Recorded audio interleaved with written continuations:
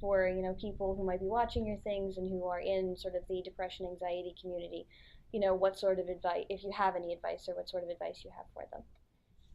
That's a big question. Mm-hmm. It's hard because the way I came out of my depression is obviously a unique and different thing. I mean, I hate to sound like a special snowflake, but No, it's okay. I worked through my depression by making Yu-Gi-Oh! Abridged, and I guess ultimately I worked on something I was passionate about, and in doing so, I met other people who were equally passionate, and I made connections with other people who. And the thing about depression is it's not something you can just get medicine for or get a cure. Like it doesn't really work that way. You have to sort of slowly climb out of that. Mm-hmm. And the fortunate thing for me was I had a lot of people there for me who were helping me climb up. And at the end of the day, depression is one of those things that nobody else is going to understand. It's something that it's very insular. It's something I still deal with to this day. But the thing is that you have to have like a support. You have to have support around you. You have to have a system. I hate to call it a system because my support system is my friends and my family, and So kind of like a support structure, then, exactly a safety net. Safety net. It's very important to have people who are there to listen to you, and if you don't have close friends in real life or family members that would understand, talk to people online who have similar interests. Talk to people who may have gone through similar situations. Therapy does help. Definitely consider that. Don't just reject that idea because you don't want to talk about your feelings.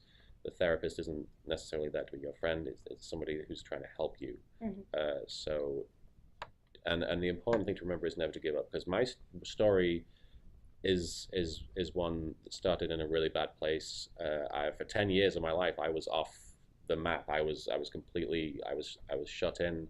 I stayed in my room as much as I could. I never left it. If I did leave my room, and this I'm not exaggerating, this was 10 years of my life where I kept out of sight of the public eye. I just didn't want to talk to anybody. I didn't want to see anybody. I was terrified of people. I couldn't go anywhere without anybody that I trusted. I couldn't talk to people, and it was one of those things where I really couldn't go out in public.